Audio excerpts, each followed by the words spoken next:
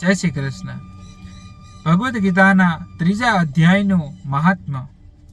પાર્વતીજીએ શ્રી શંકર ભગવાનને લક્ષ્મીજીએ શ્રી વિષ્ણુ ભગવાનને પૂછ્યું કે હે પ્રભુ, હવે આપ ભગવદ્ ગીતાના 3જા અધ્યાયના મહાત્મ્યને કહો.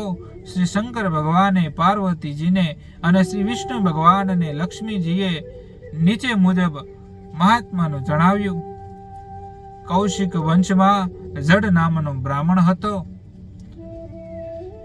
તે વેદ શાસ્ત્રનો વિદ્વાન હોવા છતાં તેના ધર્મ પાપમાંથી પતન પામ્યો હતો. અનેક વ્યાપાર દ્વારા બહુ ધન એકઠું થતા તે દુર્વ્યસની બની ગયો અને તે જુગાર, શરાબ, વેશ્યાગમન વગેરે બધા દુષ્કર્મો કરવા લાગ્યો. જ્યારે આ કર્મો કરવાથી પોતાની પાસેનું ધન પૂરું થઈ ગયું ત્યારે તેણે ચોરી કરવી શરૂ કરી અને ચોરી કરીને બહુ ધન એકઠું કર્યું. એક દિવસ કેટલાક લૂંટારાઓએ તેની પાસે ચોરીનું ધન એકઠું થયેલું જોયું અને રાત્રે તેને ઘેર જઈ તેને મારી તેનું ધન લઈ ગયા. જડ બ્રાહ્મણ મૃત્યુ પછી ભયાનક પ્રેત થયો. તે પ્રેત યોનિમાં તેના કર્માનુસાર દારૂણ દુઃખ ભોગવવા લાગ્યો.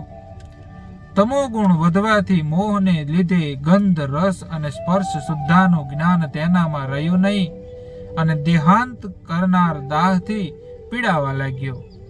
તેને મોહ નામનો પુત્ર હતો. તે વેપાર માટે પરદેશ ગયો હતો. પરદેશથી પાછા આવતા પિતાના મૃત્યુના સમાચાર જાણીને તે ખૂબ દુઃખી થયો. પંડિતોની સલાહ મુજબ પિતાને પરલોકની ક્રિયા કરી, પરંતુ પિતાનો પ્રેત યોનિમાંથી ઉદ્ધાર ન થયો. એક દિવસ રાત્રિના સમયે તે બ્રાહ્મણના પુત્રને ઘેર તેનો મિત્ર આવ્યો.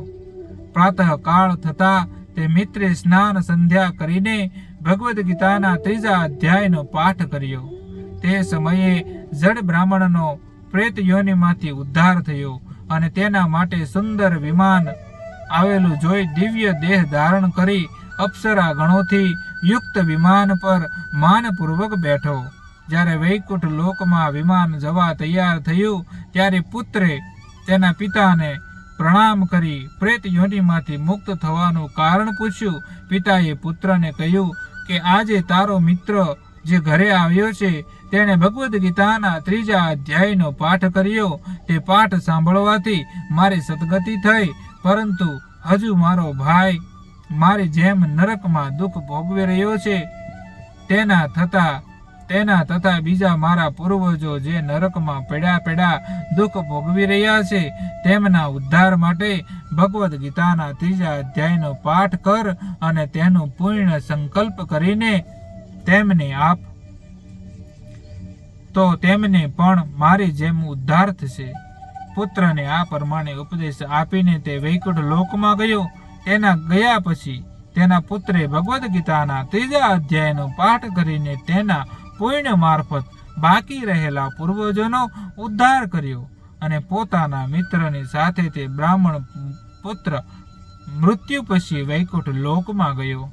ઇતિ શ્રી મદ ભગવદ્ ગીતાના 3જા અધ્યાયનું મહાત્મ્ય સમાપ્ત. જય શ્રી કૃષ્ણ.